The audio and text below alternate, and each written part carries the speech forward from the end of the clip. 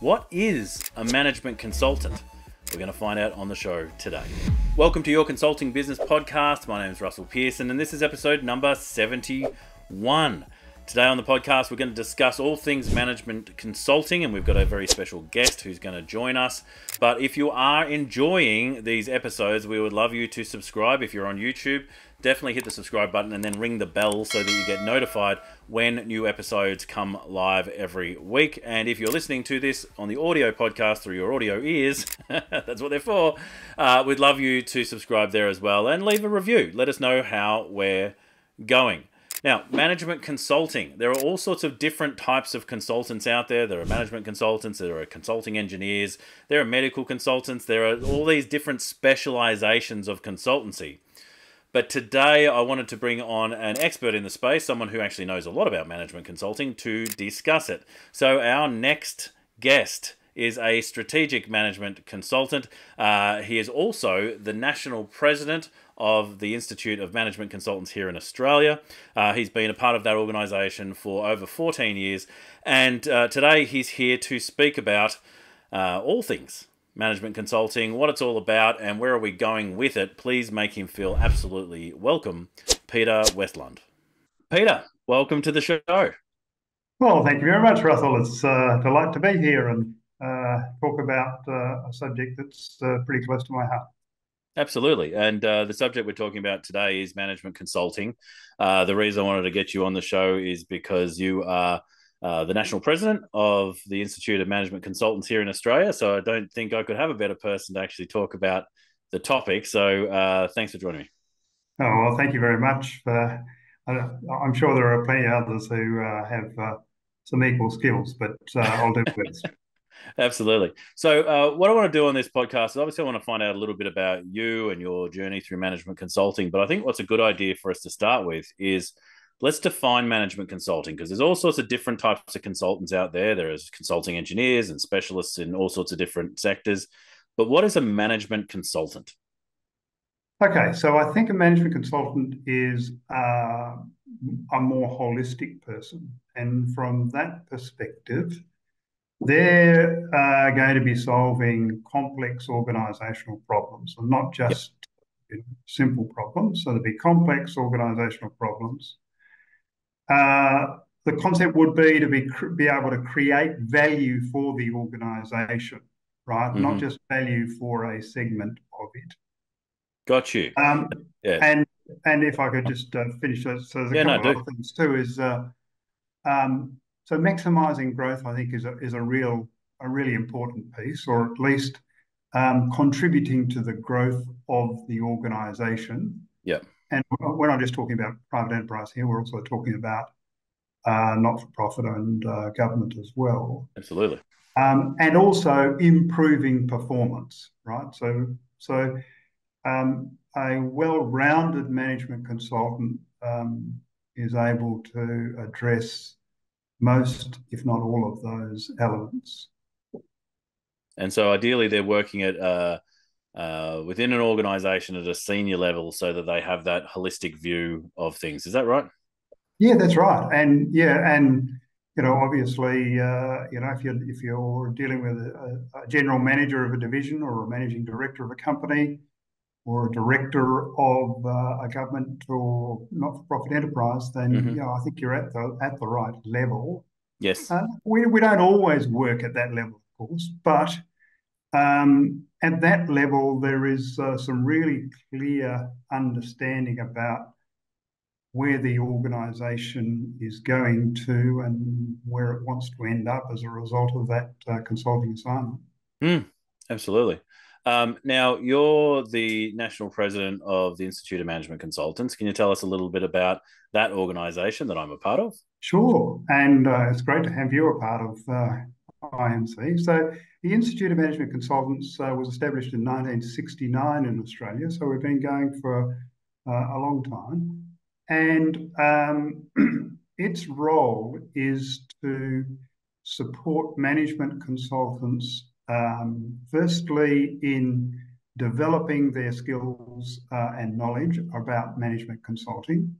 And an outcome of that would likely be them becoming certified management consultants after a period of time.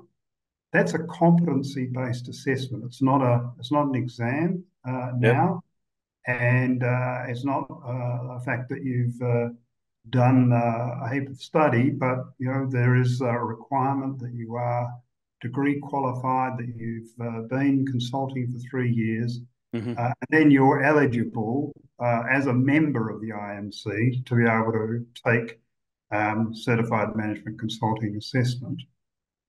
Now, we are able to do that because we are a founding member of what is known as the International Council of Management Consulting Institutes. So there are Okay. seven countries that set that international council up Hmm. in the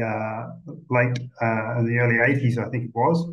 And the purpose of that was then to standardize a whole range of things, including how one might go about certifying management consultants. And so today, what we have is a very strong CMC competency framework, Hmm. which aspiring CMCs can avail themselves of so that they know how to respond to that competency assessment process.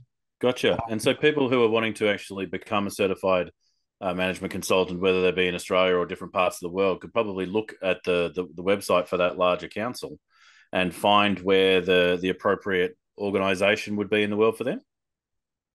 Yes, that's right. Yes, so there are over 50 countries who Oh, wow. have national IMCs who are members of the International Council, the ICMCI.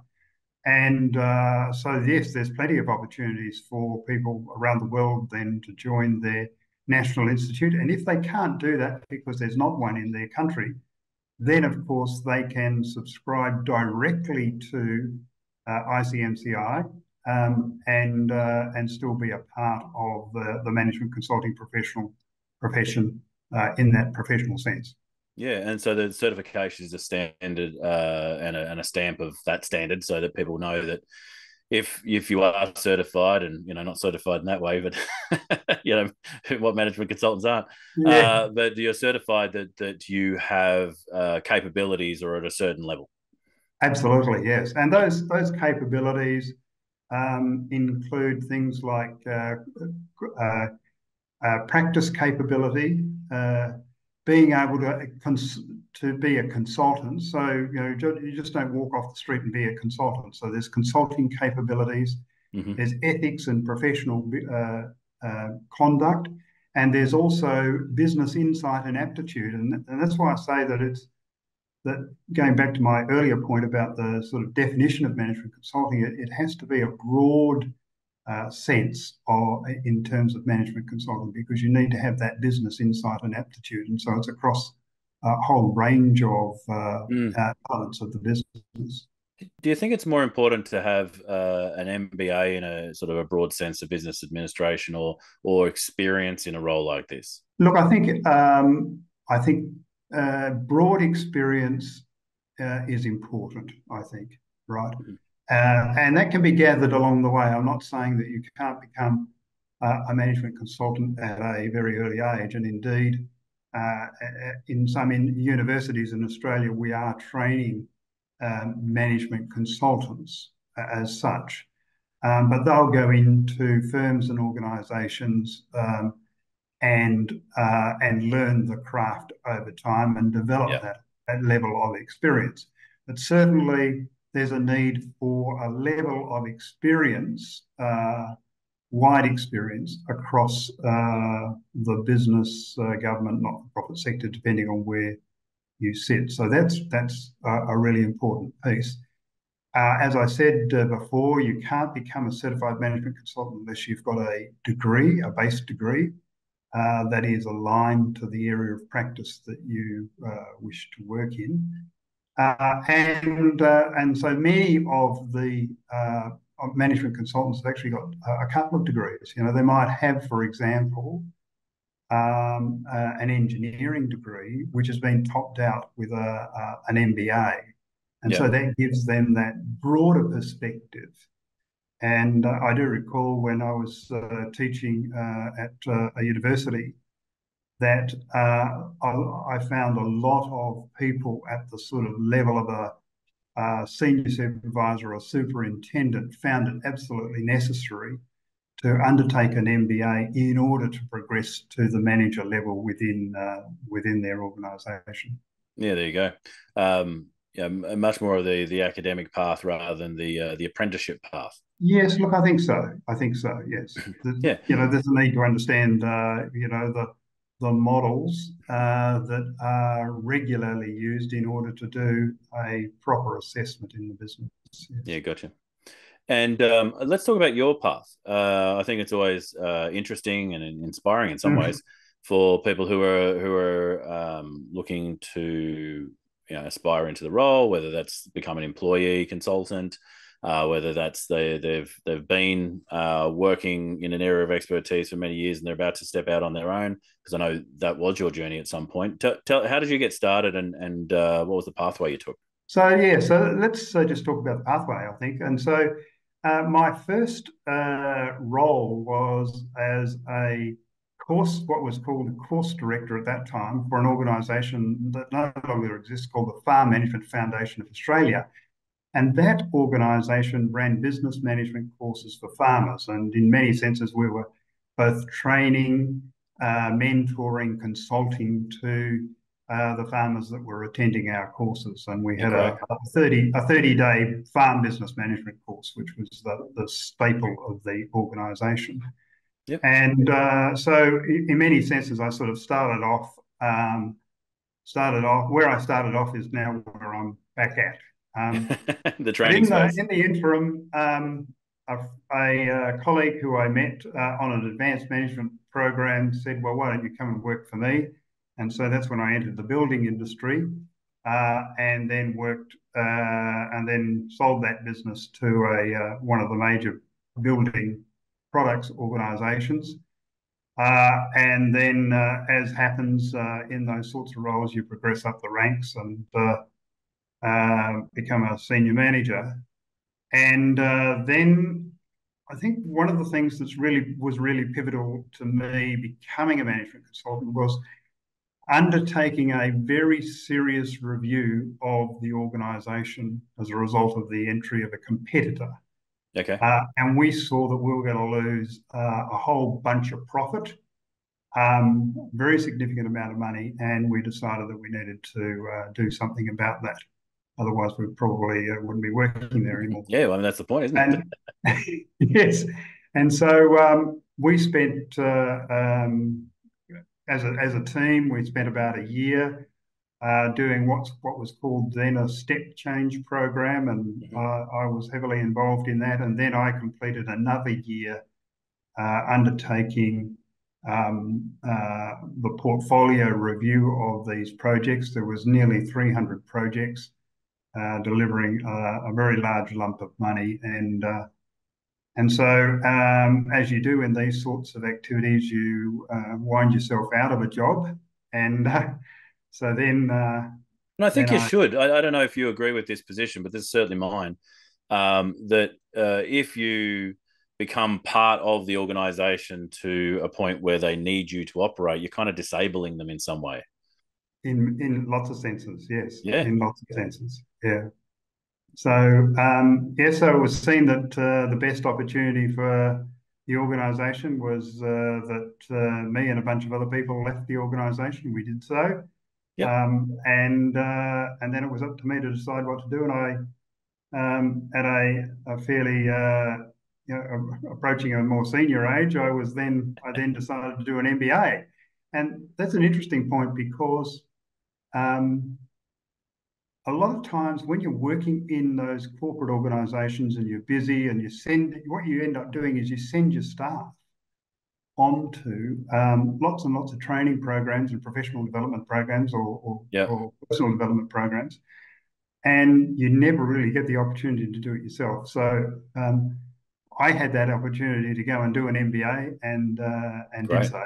And then And that was the platform then for me to start initially one consulting business, and then another consulting business, and now I think I've been working somewhere around 14, 15 years as a management consultant, and helping them Yeah, great. grow And and so start businesses.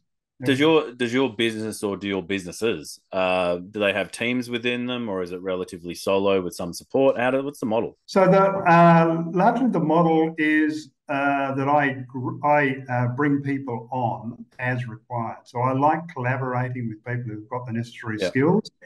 And one of the great things I've been able to do is bring some university graduates or undergrad, particularly master's students, and I've from time to time appointed people that have got data analytics skills to do, Yes. some very serious data analysis as we're making decisions about setting up new businesses for clients and new strategies. And so it's always terrific to be able to bring people on who are at the cutting edge. And these people who are doing, as I say, doing their masters at university, they're at the cutting edge of data analytics in those cases.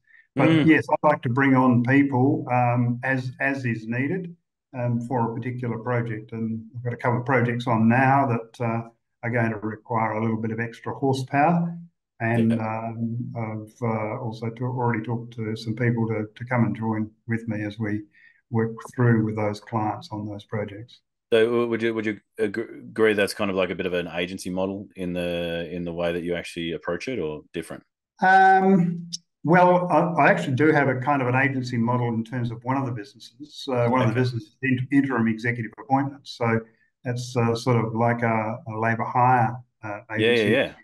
but at the more senior level, Hmm. it's about getting executives into roles, um, and often running projects, or just taking hold of an organisation where somebody has left the organisation and there's a need to keep it sharp and focused. Yep. So that's one aspect of it, but the other aspect is undertaking very strategic projects, either in business strategy or business processes or HR. Yeah, great. You mentioned a word there, which I'll come back to in just a second, collaboration, which seems like it's core to you as a consultant. I know that a lot of people who sort of are outside of the management consultant space, maybe they think of themselves as a consultant, whatever they might have, but they don't see the inside. They think of management consultants as these, stuffy older men who go in and tell you what to do. But the word collaboration, I think, is massively key. So tell me about collaboration in your work. Like, how important is it to be a collaborator as a management consultant? Well, I think that's where you can't know everything, and so collaborating with people and getting them involved in a project or assignment is absolutely critical because it brings in that different perspective, and it also brings in that different knowledge, experience, and skills. And so collaboration is really, really is important. And in the institute, of course, there's lots of people who've got wide spectrum of knowledge, skills, and experience that any consultant, any member can tap into. Um, and that's apart from, as I say, the smart people that are coming out of university these days, having done a master's in a particular discipline, data analytics, digital, whatever. They're bringing some new knowledge that has probably, in our case, where we did that some many years ago, is probably out of date. Yeah. I was doing a piece on not Maslow's hierarchy, on the Moore's law, and the transistors, doubling every 2 years or what have you. Yeah. And now with artificial intelligence and the like, that whole concept of advance of technology has sort of been blown out of the water now, and now it's a whole Yes. Yeah. different thing. Yeah, Um, no, it's yeah, much quicker now and much more rapid. Yep. absolutely. I was interested to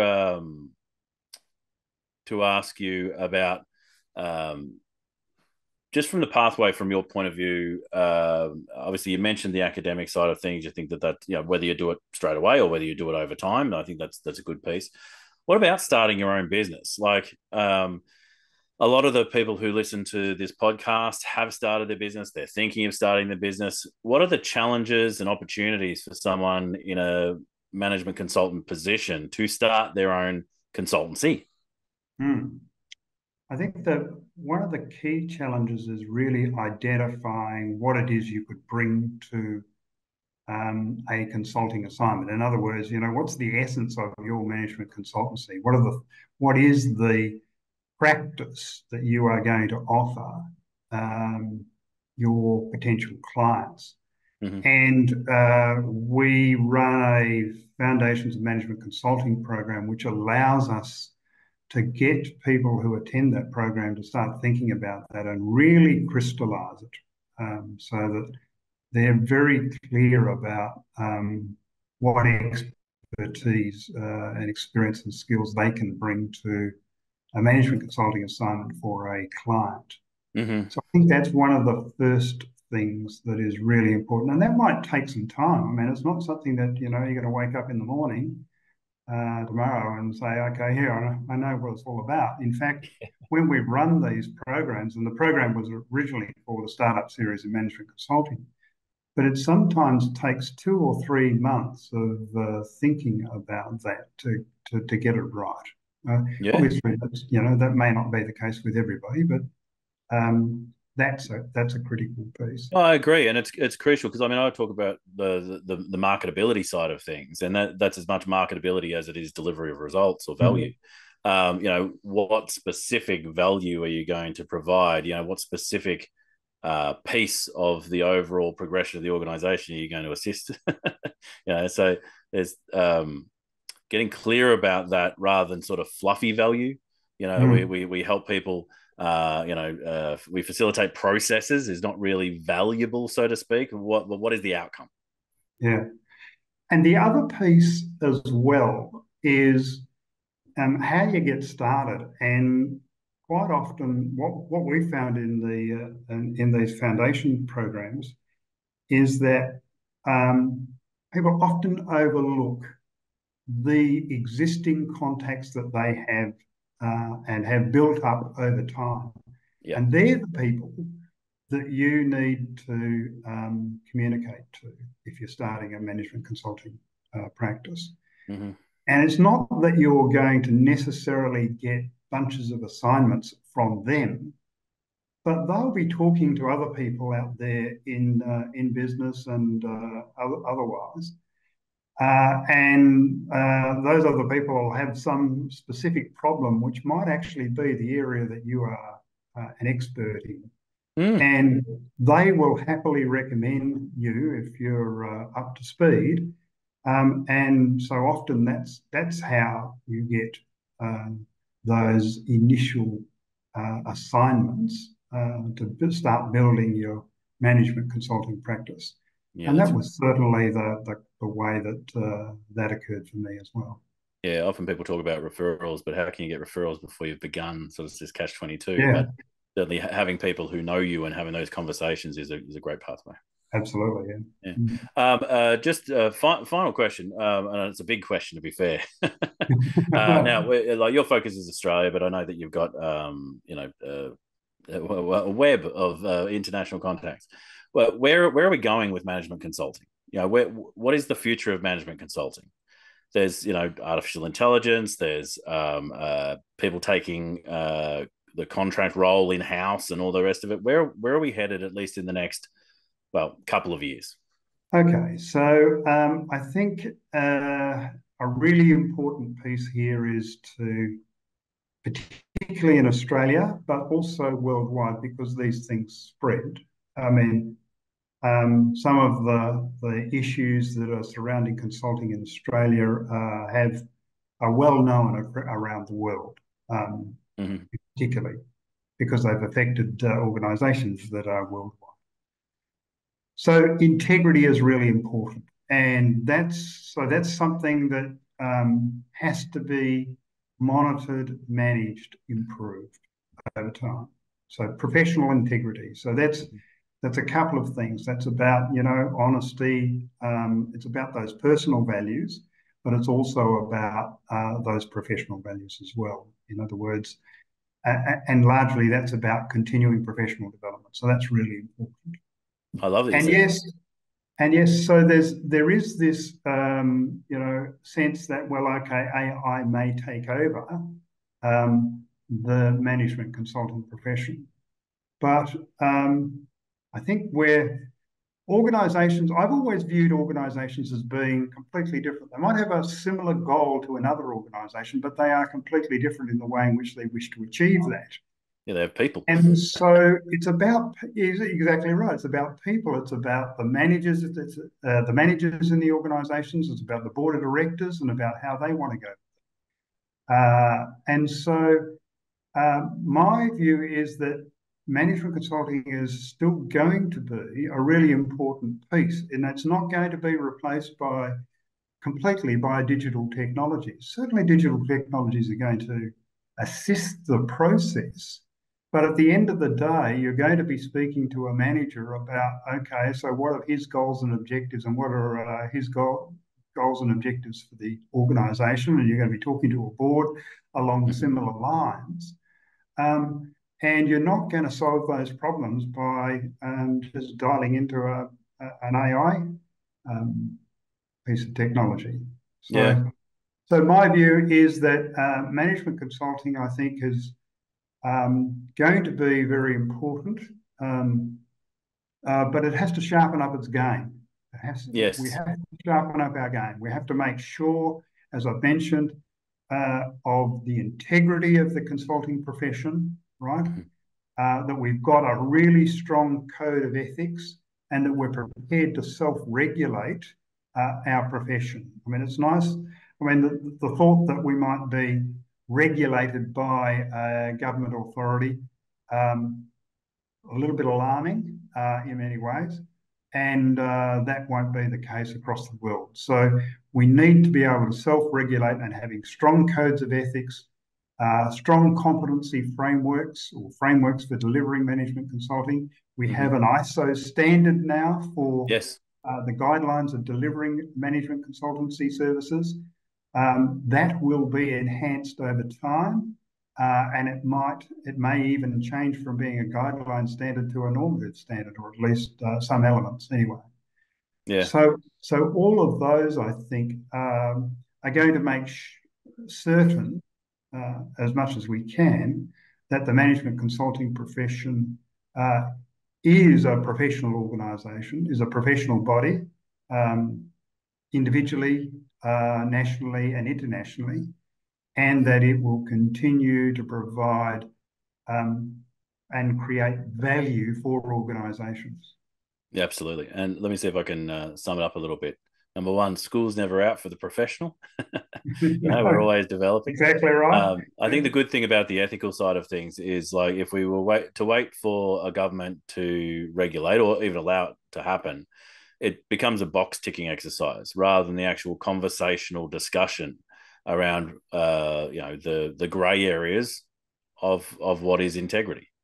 And so I think it's better for us to be having that discussion internally with each other as peers than it is for someone to say, tick these boxes and you're suddenly ethical.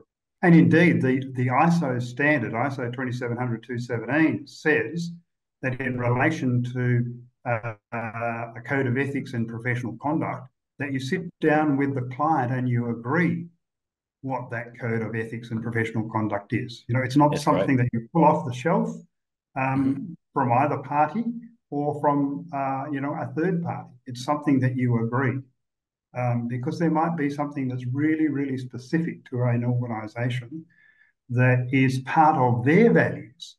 And if it's part of their values, then it ought to be in that code of ethics and professional conduct for that assignment that is being undertaken.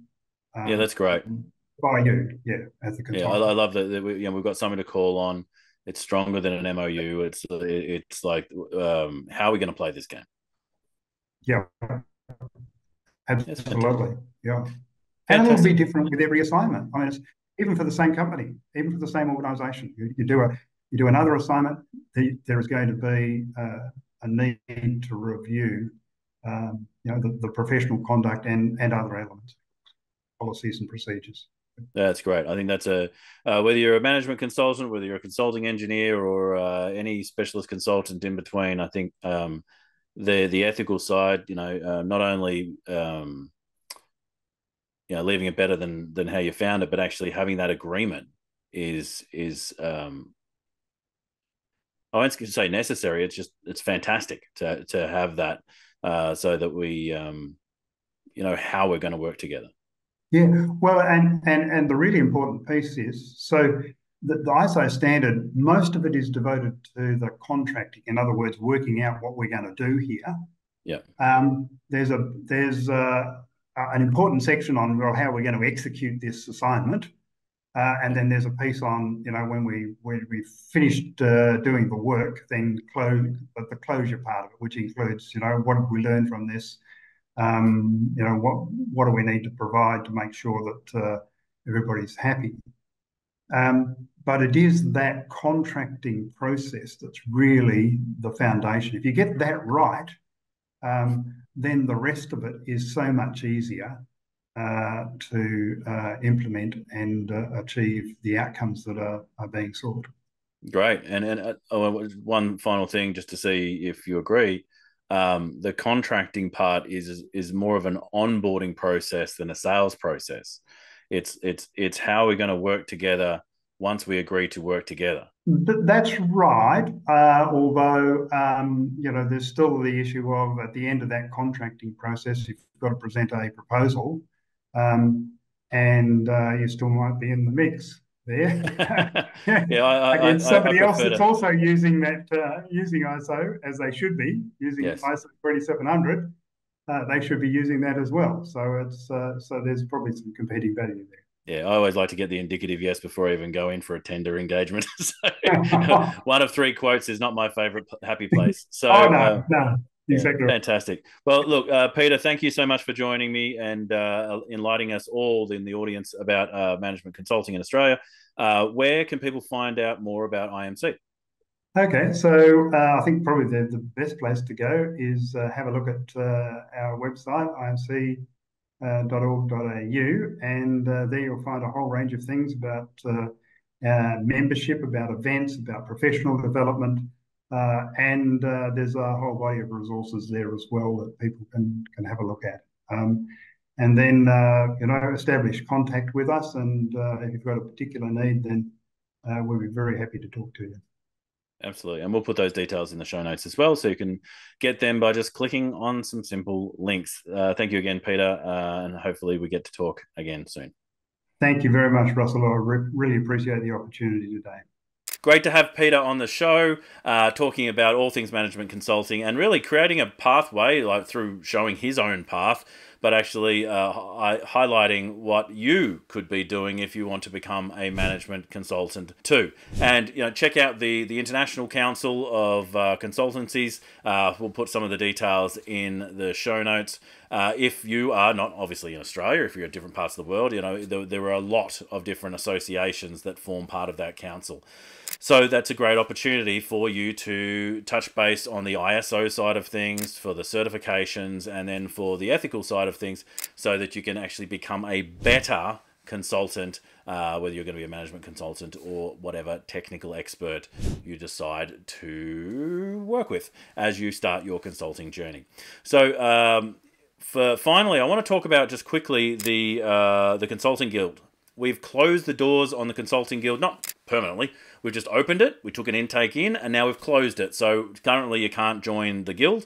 We're going to do some work in there. We're going to improve. We're going to make it even better. And then we may open it again for other people to jump in. So the Consulting Guild is a fantastic network that we've created for consultants just like you, who would like to not only get around other peer professionals in the space, but also, find time to grow your business and actually go about taking time to grow your business, and at the same time bring in a few extra dollars through the pathway that we've actually created inside the Guild.